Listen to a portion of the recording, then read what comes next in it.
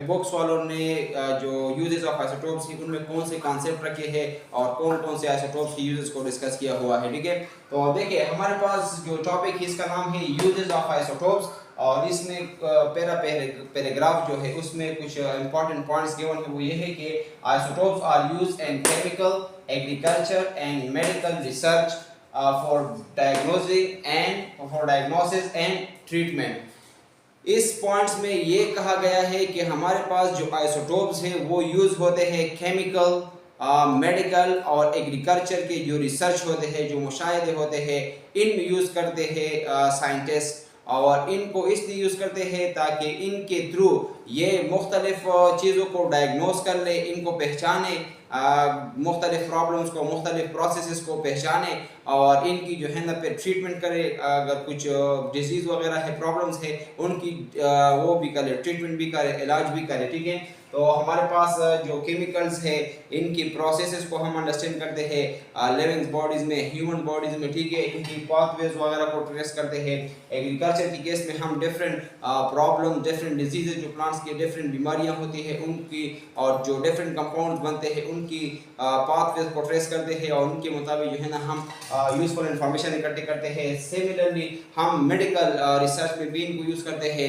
मुख्तलिफ डिजीज़ को जो है ना हम आइसोटोप्स के थ्रू वो करते हैं, उनके इलाज करते हैं। ठीक है, तो पहला जो आइसोटोप्स है, हमारे पास आइसोटोप्स के दो टाइप्स हैं। एक को हम बोलते हैं रेडियोएक्टिव आइसोटोप्स और एक आइसोटोप्स को हम बोलते हैं स्टेबल आइसोटोप्स। जो रेडियोएक्टिव आइसोटोप्स है ये ज़्यादातर जो है ना हेल्थ साइंसेज में यूज़ होते हैं। ठीक है, और इनके थ्रू डिफरेंट तरीके से हम इलाज करते हैं मुख्तलिफ बीमारियों की और डिफरेंट प्रॉब्लम्स को जो है ना हम इनके थ्रू वो कर सकते हैं, अंडरस्टैंड कर सकते हैं, यानी मुख्तलिफ पाथवेज को हम ट्रेस कर सकते हैं आइसोटोप्स के थ्रू। तो पहला आइसोटोप्स हमारे पास है आयोडीन 131। आयोडीन 131 ये हमारे पास आयोडीन का एक आइसोटोप है और इसको हम किस लिए यूज करते हैं? It becomes concentrated in the thyroid gland and is used as a cure for goitre. देखिए हमारे पास ये गर्दन का एक रीजन है और इस रीजन में एक ग्लैंड पाया जाता है जिसका नाम है थायराइड ग्लैंड। और ये थायराइड ग्लैंड नॉर्मल फंक्शन करता है in the presence of iodine 131। जब हमारे खाने की चीज़ों में आयोडीन 131 की मिकदार होती है तो तब हमारे पास ये जो गले का या जो हमारा थायराइड ग्लैंड है, यहाँ पे गले वाले पोर्शन में बटरफ्लाई टाइप का एक ग्लैंड है, इसको थायराइड ग्लैंड बोलते हैं। तो ये काम जो है ना फिर नॉर्मल करता है, नॉर्मल फंक्शन परफॉर्म करता है।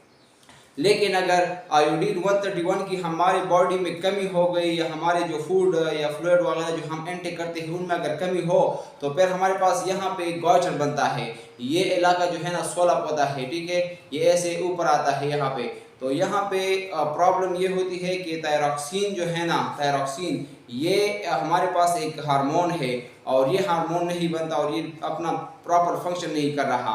तो इसकी वजह से जो है ना फिर हमारे पास यहाँ पे ये रीजन स्वॉल होता है। ठीक है, तो इसके लिए इलाज ये है कि हम आयोडीन 131 को यूज़ करते हैं। आयोडीन 131 जो है यहाँ पे बीटा अल्फा पार्टिकल इमिट करता है और इन बीटा अल्फा पार्टिकल्स की वजह से जो थायराइड ग्लैंड्स ने एक्स्ट्रा सेल्स बनाए हुए हैं उनको डिस्ट्रॉय करता है। तो फिर जो है ना ये 2-3 महीने के अंदर ये इलाका जो है ना फिर नॉर्मलाइज की तरफ चला जाता है और फिर हमारी जो गॉइटर्स वाली गढ़ की बीमारी है उससे जो है ना हमें निजात मिलती है। ठीक है, इसके अलावा हमारे पास आयोडीन का एक दूसरा आइसोटोप है, वो है आयोडीन 123। इसको हम यूज करते हैं, it is use for brain imaging. इसको हम यूज करते हैं ब्रेन इमेजिंग के लिए। देखिए ब्रेन हमारे पास एक बहुत सेंसिटिव पार्ट है ह्यूमन बॉडी का और इसकी जब हम इमेजिंग करते हैं तो इसके लिए हम ज़्यादातर ख़तरनाक आइसोटोप्स को यूज़ नहीं कर सकते या रेडियोएक्टिव मटेरियल्स को यूज़ नहीं कर सकते। हाँ, कुछ ऐसे एलिमेंट्स मौजूद हैं जिनके आइसोटोप्स को हम यूज़ कर सकते हैं फॉर सेफ पर्पजेस। ठीक है, तो इसमें हमारे पास आयोडीन 131 है जो जिसमें हम ब्रेन इमेजिंग करते हैं, जिसके थ्रू हम करते हैं। इस तरह किया जाता है इसमें कि इसका जो एक सोल्यूशन बनाया जाता है आयोडीन 123 का और इसको जो है ना पेशेंट के बॉडी में इंजेक्ट करता है और फिर डिफरेंट सेंसर के थ्रू जो है ना ब्रेन की डिफरेंट इमेजेस देते हैं और वो इमेजेस हमें डिफरेंट इंफॉर्मेशन देते हैं ब्रेन के बारे में कि कहाँ पे प्रॉब्लम है और कौन सा इलाका ब्रेन का जो है ना वो नॉर्मल है। ठीक है, इसके अलावा हमारे पास जो अदर आइसोटोप्स है, इसका यूज नंबर 3 है। इसमें एक है ड्यूटेरियम। ये तो आप लोग जानते हैं कि ये हाइड्रोजन का सेकंड आइसोटोप्स है। हेवी कार्बन भी कार्बन 30 जिसको हम बोलते हैं, ये कार्बन का एक आइसोटोप्स है। कार्बन की 3 आइसोटोप है, हाइड्रोजन की भी 3 आइसोटोप्स है, कार्बन की भी 3 आइसोटोप्स है, ठीक है। और ये पार्टिकुलरली यहाँ पे ड्यूटेरियम की बात हुई है, यहाँ पे कार्बन 13 की बात हुई है, और हेवी नाइट्रोजन N15 और heavy oxygen O18 and heavy iodine 131। ये सारे आइसोटोप जो होते हैं इनको हम कहाँ पे यूज करते हैं? These isotopes are being used as tracer element in biochemical and physiochemical research to trace the path of the element to the defective and obstructed part.